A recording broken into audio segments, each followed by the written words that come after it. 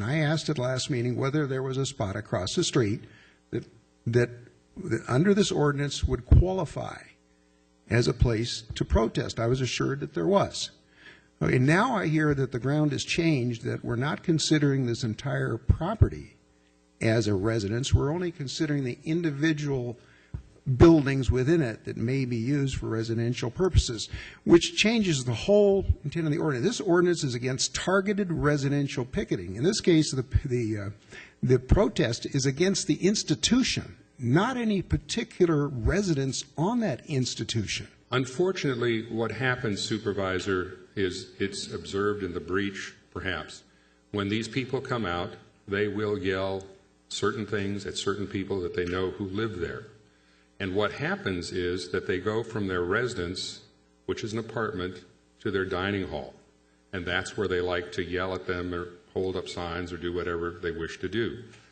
If you or I were doing this, see, this is so outside the realm of what we are used to. I mean, I didn't realize these kinds of things go on until I was exposed to it. I just can't. Let me ask you, Mr. Alhead, do you agree now that this ordinance continues to permit demonstrators, picketers that are, being safe, staying off the driveway, off the street, from continuing just what they were doing before the ordinance was proposed, and just what they were doing last Saturday in a safe mode, right at that particular spot where they were? It continues to permit that. Is that correct? This ordinance allows them to picket in a peaceful fashion, consistent with the ordinance, but it does not, this ordinance, other ordinances of the County of Riverside do not allow them to block entrances, to come onto private property, to block cars or any of that. So this ordinance... I think that's a yes? Yes. But right. I want to make sure... So then I come back to why is it needed? But it is needed. Why are we going to such great lengths? Why is it needed? It is needed because we're trying to protect these people who live there and work there and go from their residence to a dining hall and who do not particularly care to have people yelling or screaming at them as they go in their apartments or in their homes. And this ordinance has had a prophylactic measure on that question.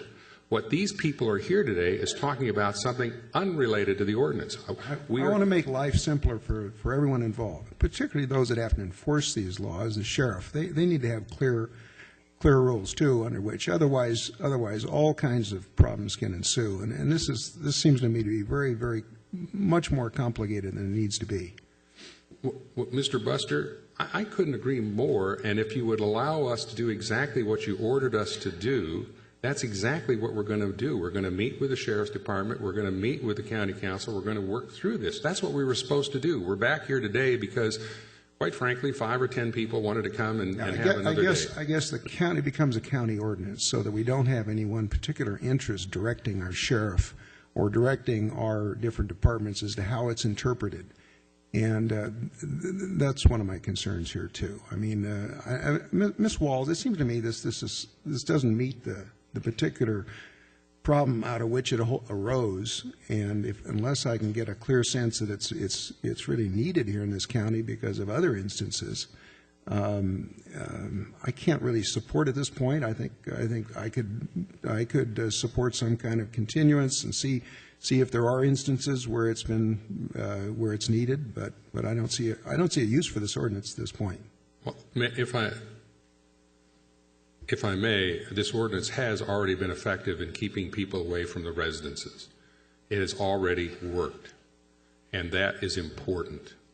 And now what you heard today was something unrelated to... I think because people misunderstood what it actually requires. And we don't want to pass ordinances that are used in a incorrect way to intimidate people from, in this case, exercising what their rights are.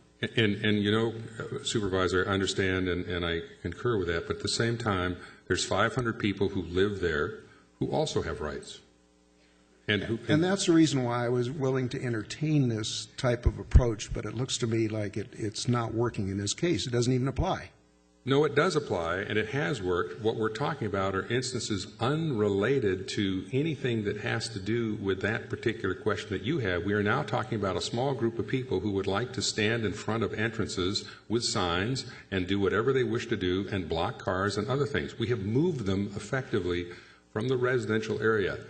We are trying to do exactly what you wanted us to do, which is to meet and confer and work through this and come back and give you a report. Thank you, Mr. Ahadov. Catherine Frazier.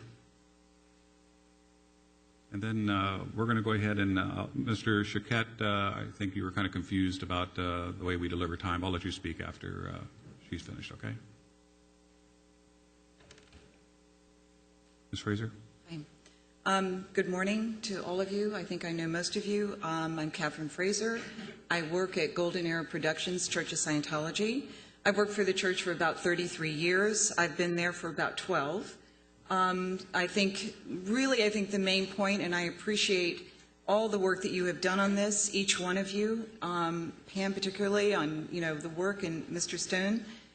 All I really want to say here is that, I've heard everything that's been said here. I'm not certainly going to address that because I think it's just not worth addressing at this point.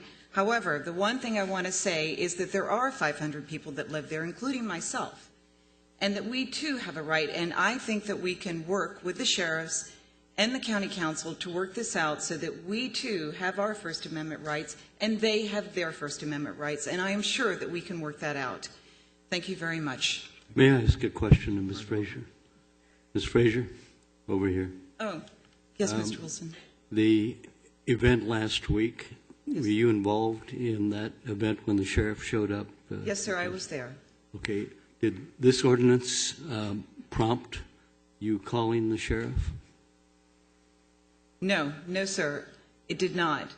We knew that it wasn't totally resolved in terms of, because I think it was either you or Mr. Buster said that you wanted things to get worked out, so we knew it wasn't in effect yet because we had to work out the details. So no, that did not prompt it at all. And they did do the protest, and the police did come, and they were allowed to protest. They were allowed to continue? Yes, sir, they were. Why were they called, the police? I called them because of the concern of the safety. That is why I called them. For my safety, for others. I personally have been threatened by them, not there, but at another location, and that was why. And you're clear that if we adopt this ordinance, that it does not apply to your entrance or to any of those other areas where the residences are not located. Is that correct? I'm sorry, I didn't totally hear you. I apologize. You're clear that if we adopt this ordinance, that it does not apply to your entrance or to any other areas other than in front of the residences. Is that correct? What I am clear on is that I'm not totally clear on that yet.